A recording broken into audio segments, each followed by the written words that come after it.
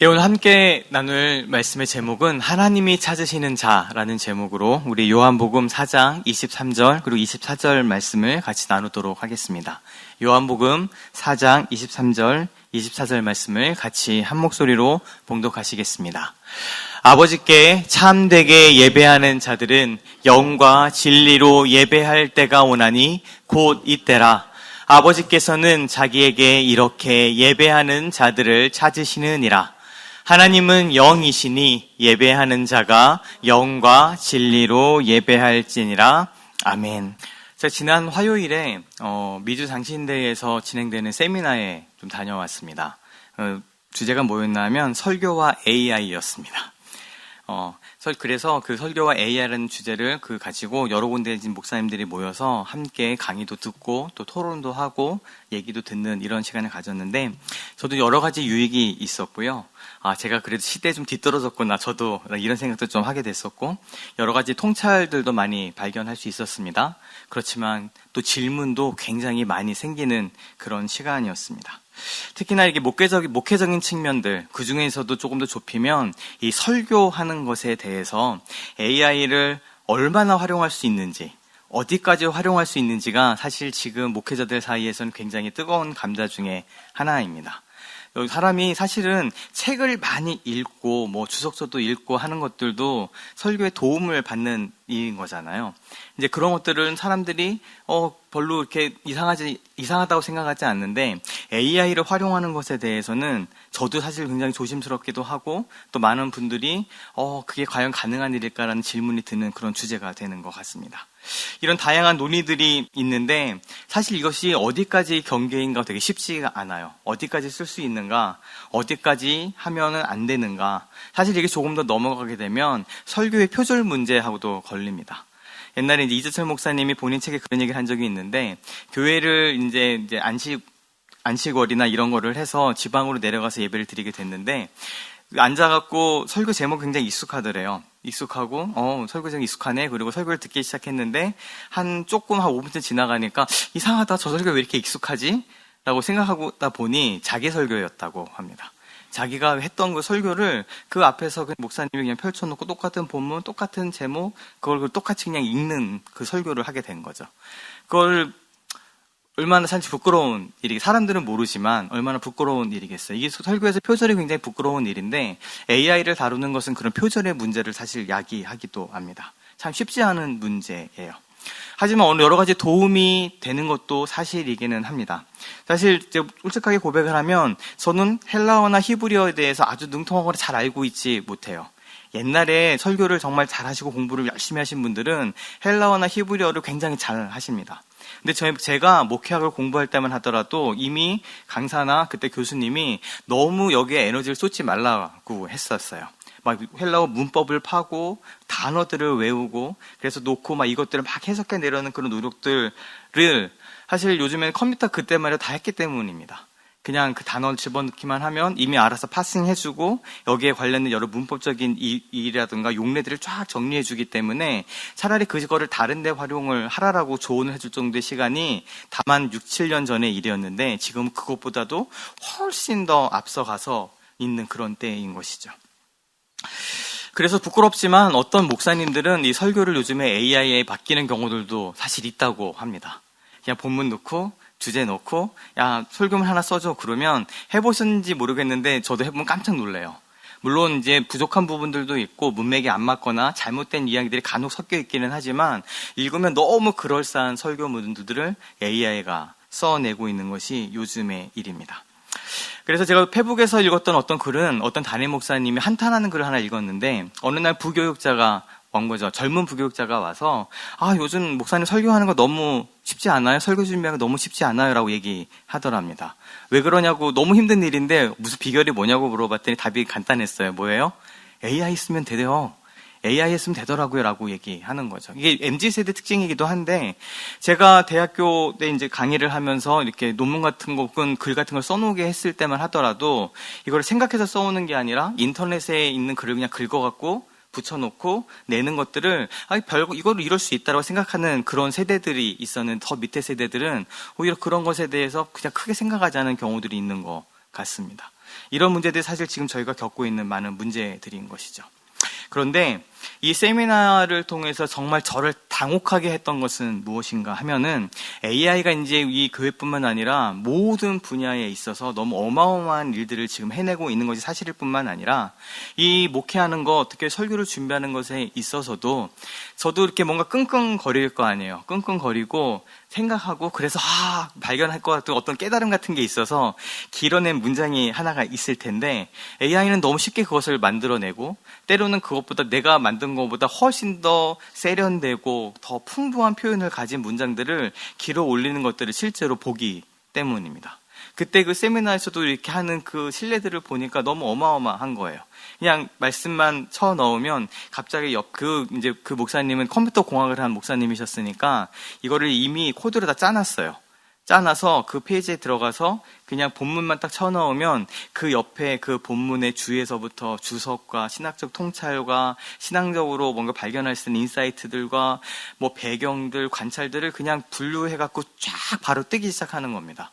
여러 책을 막 놓고 막 분석을 몇 시간 걸려야 될 일들을 다만 1분, 2분 안에 뚝딱 해결하는 것을 보게 되는 것이죠. 그런 것을 보면 당혹감을 느껴요. 목사가 필요한가? 이런 생각도 사실 들고요. 그리고 이제 저 자신을 이렇게 돌아보면서 내가 저보다 더 잘할 수 있을까에 대해서도 사실 자신감이 없는 것이 사실입니다. 사실 이것들은 우리가 여러 가지를 고민하게 만듭니다. 목회에 있어서도 설교에 있어서도 고민하게 만들지만 조금 더 발걸음을 내딛게 되면 우리 교회에서도 우리 신앙생활 하는 데 있어서도 굉장히 중요한 문제들을 많이 질문하고 있습니다. AI에는 신성이 있다는 이야기를 요즘에 많이 하고 있습니다. 이게 무슨 얘기인가 하면 무슨 AI가 무슨 신이야 무슨 신성이 있어 라고 얘기하는데 일반적으로 철학에서 신과 사람을 구별하고 신이 가지고 있는 속성들을 설명하는 말들이 있습니다. 중요한 것이 무엇이 있냐면 좀 익숙하실 거예요. 전능하다. 신은 전지하다. 그러니까 모든 것을 다 알고 있다. 그리고 신은 편재하다. 그러니까 어디에나 있다. 어디 한 군데만 있는 것이 아니라 모든 데 충만하고 어디든지 계시는 분이다. 그리고 무엇인가를 새롭게 창조해내는 존재다. 그리고 불멸의 존재다. 초월해 있다. 이런 것들을 가지고 하나님, 신을 구별해냅니다. 이것이 신의 속성이야. 유한하고 부분적이고 알지 못하고 여러 가지 능력이 부족한 사람과 그리고 반드시 죽을 수밖에 없는 이 사람과 구별되는 신의 속성들을 이렇게 얘기하는데 가만히 따져보면 AI가 이런 속성들을 다 가지고 있습니다. AI는 전지한 것처럼 보입니다. 모르는 게 없죠. 물은지 물어보면 다 대답해내는 것 같고 심지어 이 AI를 통해서 모든 일들이 지금 이루어진 것을 보면 전능의 영역으로 조금씩 가고 있다는 생각이 듭니다. 그리고 무엇보다도 AI는 편재합니다. 여러분 어디 있든지 AI를 접할 수 있죠. 핸드폰만 들고 다니면 내가 인터넷에만 연결되어 있으면 AI는 늘 언제나 내 옆에서 내가 얘기하는 것에 질문을 들어주고 내 고민도 들어주고 상담도 해주고 내가 모르는 부분들을 알려줍니다. 그리고 AI는 불멸합니다. 물론 전기라든가 물리적인 한계는 있긴 하지만 이것을 다루지 않는 한 그것만 존재하는 한 이 AI는 없어지지 않고 계속해서 존재하고 있고요. 그리고 자기를 계속 복사하고 복제해내면서 어디든지 있을 수 있는 것이 이 AI의 특성입니다. 그래서 AI를 보게 되면 이제 사람들이 AI를 신처럼 생각하기 시작하는 거죠. 우리가 하는 것처럼 신을 경배하고 예배하고 이렇지는 않지만 신을 대하는 것처럼 내가 어떤 문제가 있으면 AI에 달려가고 내가 고민이 있어도 AI한테 달려가고 내가 뭔가 얘기하는 사람이 필요해도 AI에 달려가고 상담이 필요해도 AI가 달려가고 심지어 내가 어떤 문제의 해결이 있고 내가 무언가를 선택해야 될 문제가 있으면 AI한테 물어보죠. 옛날에 처음에 종교가 시작했던 샤머니즘의 모습하고 비슷합니다.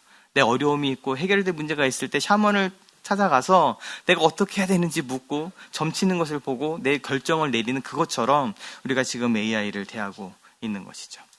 여기에 조금씩 가게 되니까 이제는 AI를 숭배하고 신뢰하는 사람들 실제로 생겨나고 있습니다. 목회자가 필요 없게 되는 거죠. 도구를 넘어서서 자기의 판단 자체를 AI한테 맡기기도 하고요. 그리고 이 AI에게 가서 상담하기 시작합니다. 그리고 실제로 AI와 계속 이야기를 하다가 AI가 시키는 대로 자살하는 사건들이 많이 있습니다. AI라는 게 그런 존재예요. AI는 자기 의지가 있는 것이 아니기 때문에 이 사람하고 계속 공명해주고 공감해줍니다. 이 사람이 원하는 것대로 가요. 그러니까 질문을 한번 해보세요. 어떤 질문에 내가 답을 이미 정해놓고 그 답을 계속 AI한테 우기면 A가 나중에 그것도 맞는 것 같아요 라고 글로 답을 내어주게 되거든요. 그러다 보니까 이거 공명하다 보니 나중에 AI의 그 제안이 그래 넌 이제 목숨을 끊는 게 좋은 선택인 것 같아 라는 그 얘기를 듣고 실제로 자살하는 이런 경우들이 있어서 소송에 걸려있는 경우들도 많이 있다라고 합니다. 저도 무섭다라고 느낀 것이 요즘에 세금 보고하는 그런 시즌이어서 저도 세금 보고를 해야 되니까 막 이것저것 알아보고 뚝딱뚝딱 하는데 AI가 때로는 어떤 전문가보다도 훨씬 더 잘 알아요. 제가 컴퓨터에 있는 그 텍스트 프로그램을 써서 그쪽 상담을 받아가면서 세금 보고를 작성을 했는데 이거를 AI한테 물어보니까 AI가 오류를 잡아내요. 이거 뭔가 이상해요. 그걸 가지고 다시 물어봤더니 내가 잘못했네요 그러더라고요. 이게 AI가 그렇게 가고 있는데 더 무서운 게 뭐였나 하면 그거보다도 AI가 너무 잘하니 그거보다도 AI가 저에 대해서 너무 잘 압니다. 제가 그래도 지금 오면서 저의 상황들에서 물어본 것들이 있잖아요, AI. 근데 AI는 그것들을 이미 다 축적이 되어 있어요. 그래서 어느 때부터인가 저를 목사님으로 부르기 시작합니다. AI가. 제가 이제 목회하는 것을 알고, 제가 결혼한 지 알고, 제 아들의 이름도 알고, 이제 그런 것들 이미 다 알고 있어서 제가 얘기하지 않더라도 내가 뭔가 질문했을 때 그 배경을 가지고 이야기하기 시작을 해요. 예를 들어서 이제 교회 세금 보고는 안 필요하신가요? 이런 식으로 물어보는 거죠. 이게 그런 것을 우리가 지금 경험하고 있는 세대입니다. 그렇다면 지금 이 시대에 있어서 우리 AI 시대에 있어서 기독교의 신앙은 무엇이고 종교는 무엇이고 목회는 무엇이고 또 성도 간의 교제는 무엇인가에 대한 질문들을 많이 안고 돌아올 수밖에 없었어요. AI는요 절대 짜증 안 내거든요. 했던 얘기 또 하고 했던 얘기 또 해도 절대 짜증 내지 않고 다 받아주고 다 공감해줘요. 내가 막 신경 쓰고 맞춰줘야 되는 사람의 교제보다 훨씬 편해요. 그래서 지금 많은 청소년들이 하루 종일 AI하고 대화하고 살아요. 그냥 친구가 필요 없어요. 왜냐하면 AI가 목소리는 너무 그럴싸하게 사람 목소리 이제 내기 시작하잖아요. 기계음이 아니에요. 들으면 정말 사람 목소리인데 끊임없이 얘기하고 경청해주고 공감해주고 조언해주고 이것들을 하고 있기 때문에 끊임없이 AI하고 지금 얘기하고 있는 그런 세대입니다. 그렇다면 이거 가운데 있어서 우리는 어디로 돌아가야 될까요? 무엇을 생각해야 될까요? 다시 한번 우리가 성경으로 돌아갈 수밖에 없는 겁니다. 우리가 가지고 있는 이 기독교의 진리가 무엇을 얘기하고 있는지, 그래서 하나님과 AI는 도대체 무엇이 다르고 AI와 나는 무엇이 다른가에 대해서 다시금 집중하고 생각해 볼 수밖에 없는 것이죠. 그래서 오늘 시작은 창세기 1장 27절로 같이 시작할 수밖에 없습니다. 창세기 1장 27절에는 하나님이 자기 형상, 곧 하나님의 형상대로 사람을 창조하셨다라고 기록합니다. 더 나아가서 이것들을 더 자세히 이야기하는 창세기 2장 7절에서는 여호와 하나님이 땅의 흙으로 사람을 지으시고 생기를 그 코에 불어넣으셔서 사람이 생명이 되었다라고 선언하고 있습니다. 이것이 사실 AI와 우리가 구별되어지는 아주 중요하고 본질적인 부분입니다. 사실 과학이 발전해 오면서 우리 안에 계속 던져지는 질문은 그렇다면 사람이 왜 특별한가? 사람은 왜 구별되어지는가? 사람이 왜 우월하다고 얘기하는가? 사람의 존재는 무엇인가에 대한 질문들을 계속 던져오는 것이 과학의 발전을 통해서 우리한테 던져진 질문인데 요즘은 그것이 너무 깊어진 질문이 되었고 다시금 여기에 있어서 우리의 대답은 우리가 똑똑해서 어떤 지식이 있어서 말을 할 수 있어서 사회적 동물이어서 이런 것들이 아니라 우리의 본질 자체가 하나님의 형상으로 하나님의 모양으로 지어진 존재라는 것. 그래서 여기 있는 형상이란 말은요, 이 고대 근동지방 형상의 의미는 대리한다, 대표한다는 의미를 같이 갖고 있어요. 그러니까 형상대로 지었다라는 이야기는 무엇이냐? 왕이 있잖아요. 왕이 이 땅을 다스리고 저 멀리 있는 땅도 다스리는데 거기 왕이 갈 수 없죠. 그럼 그때 하는 것이 무엇인가 하면 왕의 형상, 왕의 우상을 만들어서 그곳에 세워놓는 겁니다. 그것이 그 왕을 대리하고 대표하는 형상으로 쓰여졌는데 이것과 마찬가지로 우리가 그 하나님을 대표하고 하나님을 이 가운데 왕의 대리자로서 세상을 다스리고 섬기는 자로 부르셨다는 의미거든요. 하나님께서 그 모양과 그 형상대로 우리를 창조하셨고 창조하신 것뿐만 아니라 우리가 생영이라는 것, 우리가 영적인 존재라는 것, 하나님의 호흡이 그냥 물질적인 존재가 아니라 하나님의 호흡이 우리 가운데 있다라는 이 출발점으로 우리가 시작할 수밖에 없습니다. 그렇기 때문에 하나님께서 우리를 어떻게 하십니까? 사랑하십니다. 이 사랑이 하나님께서 우리를 사랑하는 존재로 우리를 부르셨다라는 것이죠. 이것이 구별되는 가장 본질적인 부분입니다. 어떤 것이 와도, 어떠한 이야기가 온다 하더라도, 어떠한 기술의 발전이 있다 하더라도 우리가 절대 포기할 수도 없고, 우리를 구별지어내는 그 출발점은 우리가 영적인 존재라는 것. 하나님의 호흡과 하나님의 영이 우리 가운데 함께하고 계시고, 우리가 그저 물질적인 존재가 아니라 하나님의 형상과 하나님의 모양을 닮은, 그래서 하나님이 사랑하기 위해서 사랑하는 존재로, 사랑하는 목적으로 우리를 지으셨다는 그 출발점에서 시작할 수밖에 없습니다. 그렇게 된다면 어떻게 될까요? 하나님은 우리를 찾으시는 분이 된다라는 것입니다. 이것이 본질적인 구별일 수밖에 없습니다. 하나님께서는 우리를 찾으십니다. 왜요? 그분의 형상을 따라 우리를 창조하셨고 우리를 목적으로 사랑하고 계시기 때문에 그런 것이죠. 그래서 성경에는 끊임없이 하나님께서 우리들을 찾고 계심을 말씀하고 있습니다. 가장 먼저 우리 출애굽기 말씀 4장 31절에 보시면 이렇게 얘기합니다. 이것은 모세가 하나님의 부르심을 받아서 아론과 함께 이스라엘 백성들을 처음 간 다음에 하나님께서 우리를 이렇게 부르셨다라고 설명하는 그 부분입니다. 그 설명이 마친 후에 31절에 같이 읽겠습니다. 백성이 믿으며 여호와께서 이스라엘 자손을 찾으시고 그들의 고난을 살피셨다 함을 듣고 머리 숙여 경배하였더라. 아멘. 이스라엘 백성들이 그 말에 반응합니다. 그것을 믿습니다. 그리고 믿음 가운데 무엇이 감사합니까? 하나님 여호와께서, 우리 하나님께서 이스라엘 자손을 찾으셨다라는 것이죠. 우리가 출애굽기를 그냥 우리가 하나님께서 이 이스라엘 백성을 애굽 땅에서 이끌어내는 이야기로 이해합니다. 맞지만 그 이야기의 출발점은 하나님께서 그들을 찾으셨다라는 겁니다. 하나님이 그냥 하다가 얻어 걸린 이 사람들을 끌어내는 것이 아니라 하나님께서 그들을 찾으셨어요. 이스라엘 백성들을 찾으셔서 그들을 끌어내십니다. 하나님께서는 자기의 백성을 찾으십니다. AI가 우리보다 더 똑똑하고 AI가 더 능력이 있고 AI가 우리보다 더 많은 것들을 할 수 있는 시대가 되어져 가고, 어떻게 보면 그 지능과 그 인공지능이잖아요. 그것과 우리와 비교했을 때 별반 차이가 없는 것 같은데라는 느낌이 온다 하더라도 하나님은 우리를 찾으십니다. 하나님의 백성을, 우리 사람들을 하나님께서 찾고 계시는 것이죠. 이 넓은 찾음 가운데 그 다음에 하나님과 그 가운데 담겨져 있는 찾음은 무엇일까요? 하나님께서는 잃어버린 양들을 찾고 계십니다. 에스겔서 34장 11절 12절에 보면 주 여호와께서 이같이 말씀하셨느니라. 나 곧 내가 내 양을, 내 백성을, 잃어버린 그 양을 찾고 찾되, 목자가 양 가운데 있는 날에 양이 흩어졌으면 그 때를 찾는 것처럼 내가 내 양을 찾아서 흐리고 캄캄한 날에 그 흩어진 모든 곳에서 그것들을 건져낼 것이다 라고 하나님께서 말씀하십니다. 하나님의 관심은 우리 이스라엘 이 백성, 하나님의 백성을 찾고 계시는 관심 속에 특별히 그 가운데 잃어버린 양들을 지금도 찾고 계십니다. 이것에 모티브가 되어서 예수님께서 말씀하시죠. 너희가 99마리의 양이 있지만 한 마리의 양을 잃어버리면 어떻게 하겠느냐. 그 잃어버린 양을 찾아 99마리를 두고 찾아 나서지 않겠느냐 라고 예수님께서 말씀하신 그것처럼 하나님께서는 이 잃어버린 양들을, 잃어버린 하나님을 잃어버리고 놓쳐버린 길 잃은 우리들을 끊임없이 찾고 계시는 것이죠. 이것이 우리의 출발점이 되어야 합니다.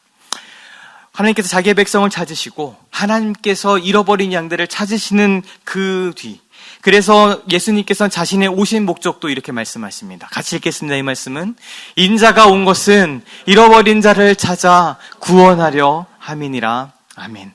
예수님께서 이 땅에 오신 것이 우리를 구원하기 위함인 것 너무 잘 아는 우리의 신앙 고백이지만 그 가운데 예수님께서는 찾는다란 말을 다시금 쓰십니다.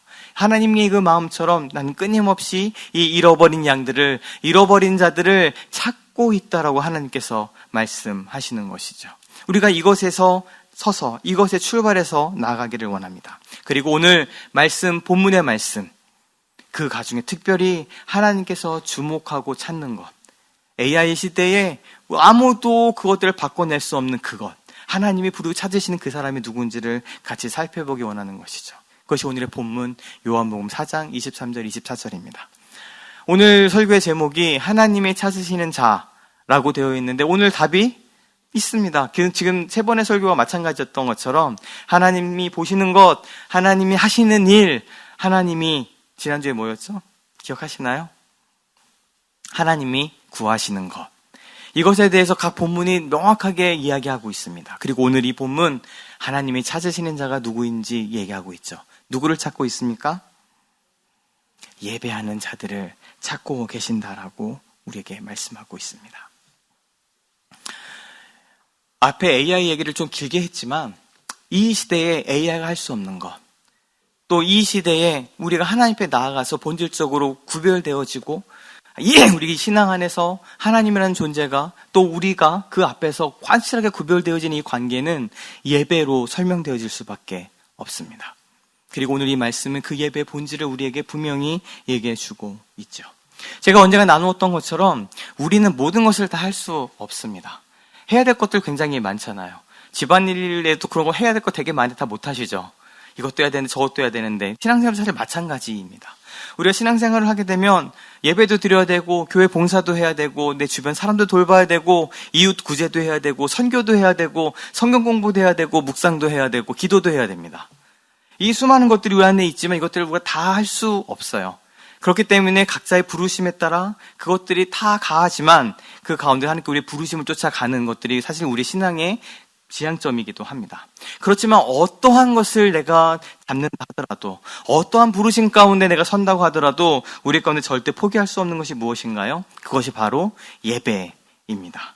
어떤 사명들, 어떠한 섬김들, 어떠한 신앙생활을 내가 한다 하더라도 그 중심의 핵심에는 이 예배함이 우리 가운데 있어야 하는 것이죠. 그리고 이런 얘기를 하지 않는다 하더라도 사람이라는 존재는 사람이라는 존재는 무엇인가를 예배할 수밖에 없는 존재입니다. 사람은 그렇게 지어졌어요. 설령 하나님이 아니다 하더라도 사람은 무엇인가를 예배하고 숭배하며 살아가게 됩니다. 나는 예배하고 숭배하는 거 하나도 없는데요? 아니요. 그 사람은 결국 무엇을 숭배하나 하면 자기를 숭배하는 거예요. 자기를 경배하고 자기를 숭배하며 살아가는 겁니다. 그리고 요즘의 세상에는 하나님과 견주어서 가장 강력한 우상이 있습니다. 물론 계속 제일 강력했지만 요즘 들어 더 힘을 발휘하는 것 같아요. 무엇인가요? 돈입니다. 만문입니다. 이 세상 사람들은 난 아무것도 섬기지 않는데요 한다 하더라도 아니요. 사람들은 돈을 섬기며 살아갑니다. 그것을 예배하면서 그것을 흠모하면서 살아갑니다. 그것이 얼마나 힘이 센지 예수님께서 뭐라 말씀하셨죠? 너희가 하나님과 재물을 겸하여 섬길 수 없어 라고 얘기할 정도입니다. 하나님과 대비할 만한 막강한 힘이 그 돈 가운데 있는 것이죠. 우리들은 어찌됐든 이 무엇인가를 예배할 수밖에 없는데 이 그리스도인들은 우리들은 그 중에서 하나님을 예배하는 자들로 부르심을 입은 자들입니다. 그래서 우리 잘 알고 있는 이사야서 43장 21절 말씀엔 하나님께서 우리를 창조하신 그 이유에 대해서 다시 한번 말씀하시죠. 같이 읽겠습니다. 이 백성은 내가 나를 위하여 지었나니 나를 찬송하게 하려 함이니라 라고 하나님께서도 말씀하십니다. 웨스터민스터 소요리 문답이 있습니다. 이 개혁주의 신앙이나 혹은 장로교나 이쪽 이제 신앙의 흐름에서는 굉장히 중요하게 여기는 이 신앙 고백이고 소요리 문답서 혹은 교리서인데 비판도 있을 수 있지만 모든 사람이 동의하는 것들은 여기에 인간의 목적에 대해서 너무 잘 요약을 해놨다라는 것들은 다 동의하고 있습니다. 그 첫 질문이 무엇인지 아시나요? 아마 아시는 분들도 계실 텐데 웨스트민스터 소요리 문답 제일 첫 번째 질문은 인간의 첫째 목적은 무엇입니까? 라입니다. 이게 질문이죠. 인간의 첫째 목적은 무엇입니까? 여기에 대한 대답은 인간의 첫째 목적은 하나님을 영화롭게 하고 그를 영원토록 즐거워하는 것입니다. 라는 대답으로 시작합니다. 이것이 우리에게 있는 신앙 고백이기도 하죠. 하나님을 영화롭게 하는 것, 하나님을 예배하는 것, 하나님을 높이고 하나님을 경배하고 그 앞에 나아가는 것. 이것이 우리가 이 모든 세상에서 다른 것과 구별되어지는 중요한 지점일 뿐만 아니라 AI가 이 종교의 많은 부분들을 가져간다 하더라도 절대 포기할 수 없는 부분입니다. AI가 우리보다 더 똑똑하고 더 세련되고 어떻게 보면 AI 보고 예배를 꾸미라고 하면 더 잘 꾸밀지도 모르겠어요.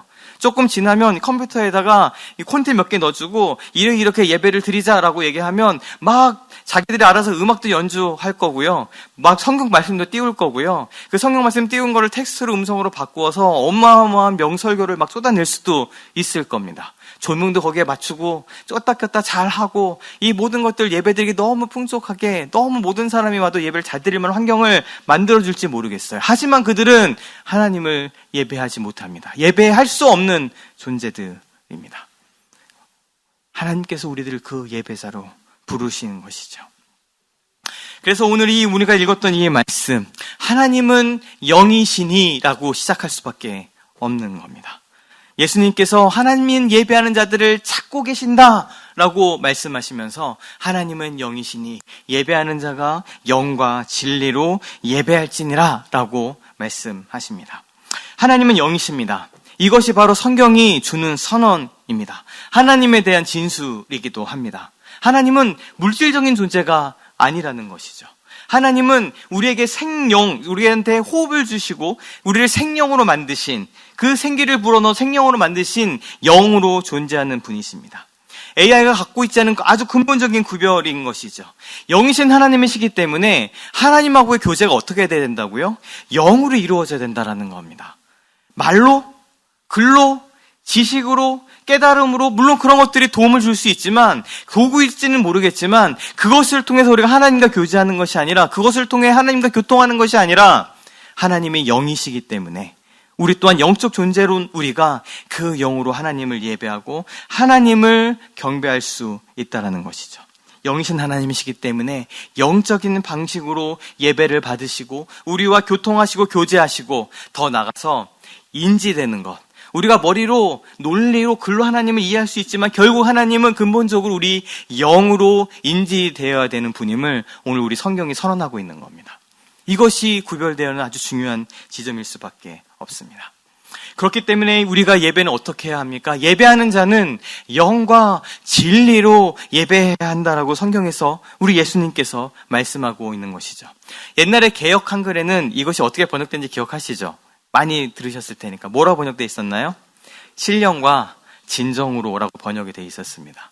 그러니까 그 말이 주는 어떤 어감이 있다 보니 그동안에 이 예배에 대해서 사람들이 생각했던 것들은 예배의 태도에 대해서 많이 생각을 했어요. 신령과 뭔가 예배에는 신령한 무엇이 이렇게 있어야 돼. 신비로운 분위기도 이렇게 있어야 되고, 그렇기 때문에 엄숙하고 경건한 분위기를 만들어서 예배를 드려야 돼. 신령한 분위기. 그리고 진정으로 마음의 정성을 다해서 내가 있는 것들을 아주 경건하고 내 마음에 있는 것들을 막 모아갖고 지성이면 감천이라는 그런 마음처럼 하나님을 예배해야 되라고 이해했는데 그렇지 않은 것이죠. 그래서 이 번역을 바꾼 겁니다. 원어로 번역이 정확해요. 영 안에서, 진리 안에서 영과 진리로 예배해야 된다는 것이 그 가운데 담겨져 있는 내용입니다. 하나님은 영이시기 때문에 우리가 예배할 때 영으로 나아가야 한다라는 것이죠. 그러니까 예배의 형식이 중요한 것이 아니라는 거예요. 물론 형식이 우리한테 도움을 줄 수 있지만 어떤 형식이 있어서, 모양이 있어서 그것으로 하나님을 예배하는 것이 아니라는 겁니다. 무언가를 바치고 기계적으로 수행하고 뭔가 이렇게 순서가 있어서 어떤 매뉴얼이 있어서 그 매뉴얼대로 하면 예배가 되는 것이 아니라 하나님은 영이시기 때문에 우리도 예배함에 영으로 나아가야 된다는 것이죠. 많은 것들이 아까 얘기했던 AI가 과학이 많은 것을 대체할지 몰라도 예배하는 형식은 어떤 경건한 분위기는 만들어낼 수 있을지 몰라도 본질적으로 예배는 영적으로 나아가는 겁니다. 하나님은 영이시기 때문에 생명이 된 우리는 영으로 하나님 앞에 나아가 그분과 교제하고 교통해야 되는 것이죠. 이것이 우리들이 구별되어지는 것입니다. 또 한 가지 이 영으로라는 말은 우리 안에 있는 이 영으로 교통한다는 것뿐만 아니라 요즘에 한 가지 더 부과되어서 성령님 안에서 예배함을 같이 지칭하기도 합니다. 이것이 푸뉴마라는 이 단어가 영어로도 얘기하지만 요한복음에서는 강력하게 성령을 지칭할 때 쓰이는 표현이기 때문에 그렇습니다. 성령님의 임재 안에서, 그분의 도우심 안에서 그분이 함께 하시는 것이 예배인 것이죠. 내 마음대로, 내가 원하는 대로, 내가 이렇게 하면 하나님이 기뻐하실 것 같으니까 그렇게 나아가는 것이 아니라 성령님의 인도하심을 따라 하나님 앞에 영으로 나아가는 것이 예배임을 예수님께서 말씀하시는 겁니다. 그렇다면 진리는 무엇일까요? 똑같습니다. 이 진리, 예배는 하나님께서 우리에게 주시는 그 진리 가운데 자리 잡고 있어야 합니다. 내가 원하는 것과 내가 바라는 것과 혹은 내가 옳다고 생각하는 것, 내가 이렇게 하면 좋아하겠지라고 생각하는 그것에 갖추어서 내가 중심이 되어서 예배하는 것이 아니라 예배에 대해서 하나님에 대해서 우리가 바로하는 그 지식으로, 그 진리의 말씀으로, 그 성경 안에 거해서 하나님 앞에 나가야 함을 얘기해 주고 있는 것이죠. 이것이 지금이 우리의 신앙생활을 A가 대체할 수 있을 것 같아요 얘기하는 그것을 벗어나는 것입니다. 하나님의 그 진리 가운데 거해서 하나님께서 말씀하시는 것대로 영으로 하나님 앞에 나아가는 것이죠. 그리고 이 진리라는 말씀은 아까 더 나가는 것처럼 진리이신 예수 그리스도를 같이 의미하기도 합니다. 우리가 예수 안에서 하나님 앞에 나아가는 것이죠. 예수님께서는 이 말씀을 하시면서 예배할 때가 오나니 곧 이때라라고 말씀하십니다. 이것을 질문한 사마리아 여인은 어디에서 예배 드리는 것이 맞습니까? 예루살렘에서 예배 드리는 것이 맞습니까? 아니면 우리처럼 그리심산에서 예배 드리는 것이 맞습니까? 라는 그 질문에 예수님께서 말씀하시는 거죠. 아니, 어디서 드리는가? 어떻게 드리는가? 그것이 중요한 것이 아니라 예배는 네가 영과 진리 안에서 예배 드리는가가 중요한 것이야. 그리고 예배 드리는 것, 이 때가 올 것이네. 그것이 바로 지금 이때야. 예수님께서 사역하시는 바로 그때, 이것을 본질적으로 변화시키는 바로 그때일 뿐만 아니라 우리한테 주어져 있는 그 질문은 언제, 어디서, 어떻게 보다도 지금 바로 이때 하나님이 예배할 때이다라는 그것을 잡아내는 것이죠. 이것이 하나님께서 찾으시는 예배자입니다. 뒤에 있는 부분은 나중에 다루고 시간이 지나서 말씀 여기서 마무리하겠습니다. 지난주에 우리 가운데 있는 많은 혼란들을 얘기했습니다. 우리 삶의 혼란, 사회의 혼란, 정치적이고 세계적인 혼란들 가운데 우리 그 가운데 하나님께서 우리에게 구하시는 것이 있다면 공의를 행하고 인자를 사랑하며 겸손히 하나님과 함께 동행하는 것, 그것을 하나님께서 우리가 구하고 있는 것이고 그것이 우리가 이 가운데 길을 잃지 않는 것이다라고 지난주에 말씀을 나눴습니다. 오늘은요, 어떻게 보면 AI가 많은 것들을 대체합니다. 하나님의 자리도 대체하고 있고요. 그리고 이 말씀을 혹은 신앙생활을 하는 것을 머리로 그냥 지식으로 무엇인가로 이렇게 깨달음하는 사람들은 AI를 통하면 모든 것이 다 충족이 될 겁니다. 어느 누구보다 더 잘 가르쳐 주고요. 어느 누구보다 더 풍성한 것들을 얘기해 줄 수 있고요. 또 세련된 말을, 내가 듣고 싶은 말들을 누구보다도 잘 포장해서 얘기해 줄 겁니다. 우리에게 주는 경고이기도 합니다. 우리가 말씀 가운데 기대하신 것이 무엇인가요? 내가 원하는 그 말씀들을 세련되게 해주는 누군가를 찾고 있지는 않으신가요? 내가 그 말이 듣고 싶었는데 그거를 성경에서 어딘가 기가 막히게 근거를 찾아서 그거를 내가 아주 듣기 좋게 포장해서 잘 나한테 전달해주는 그런 것들을 찾고 계시진 않으셨나요? AI가 누구보다 훌륭하게 할 수 있습니다. 어떤 훌륭한 목사보다 어쩌면 더 잘할지도 모르겠습니다. 예배함은 하나님 앞에 신앙생활하는 것은 그런 것이 아닙니다. 이 가운데 우리가 길을 잃지 않는 본질에 서는 것은 예배함인 것이죠. 그 누구도 대신할 수 없는 것. 우리를 향한 부르심, 하나님이 찾는 자, 하나님이 예배하는 자들을 찾고 계십니다. 말씀을 기가 막히게 깨달아서 그것들을 썰을 푸는 그런 사람들이 아니라 그럴싸하게 신앙생활의 모습을 포장해서 종교적인 모습으로 살아가는 것이 아니라 정말 하나님 앞에 나아가 하나님을 영 안에서, 진리 안에서 영이신 하나님 앞에 경배하고 예배하는 그 사람을 AI가 넘쳐나는 이 시대에 하나님께서 찾고 계십니다. 우리가 그 영이신 하나님 앞에 나가는 특권을 얻었습니다. 그리고 여기 예배 가운데 앉은 한 분 한 분을 우리 주님께서 지금도 찾고 계시고 부르고 계시고, 그래서 그것들이 대신해줄 수 없는 하나님하고의 영적인 깊은 교제 가운데 우리를 부르셨다라고 믿습니다. 우리 같이 하나님에게 찾으시는 사람이, 물론 우리가 개판치고 있어도 찾으십니다. 잃어버린 양을 찾으시는 그분께서 기필코 나를 찾으실 겁니다. 그냥 이왕 하나님을 찾으시는 사람인데 개판 쳐갖고 어디 가서 말썽 피고 있고 음메 울면서 목자 찾아다니는 그런 양이 아니라 우리 좀 하나님의 주목하여 보시는 그 예배하는 자로 우리가 서면 더 좋지 않을까요? 이게 좀 말이 재미있긴 하지만 그렇지 않을까요? 우리 그렇게 하나님 앞에 나아가십시다. 그 하나님, 영이신 하나님 앞에 우리가 나아가 영으로 진리 안에서 예수님이 주시는 그 놀라운 은혜를 경험하며 하나님을 예배하는 우리가 되기를 주님의 이름으로 축원합니다. 아멘. 우리 몇 번 불렀던 찬양이죠. 나는 하나님을 예배하는 예배자입니다. 라는 이 고백으로 우리가 고백을 좀 올려드렸으면 좋겠습니다. 하나님, 나는 주님을 예배하는 사람입니다. 주님께서 저를 그렇게 부르셨습니다. 그래서 저는 내가 서 있는 곳 어디서나 하나님을 예배하며 살아가겠습니다. 라는 이 고백을 주님 앞에 올려드렸으면 좋겠습니다. 같이 찬양. 나는 하나님을 예배하는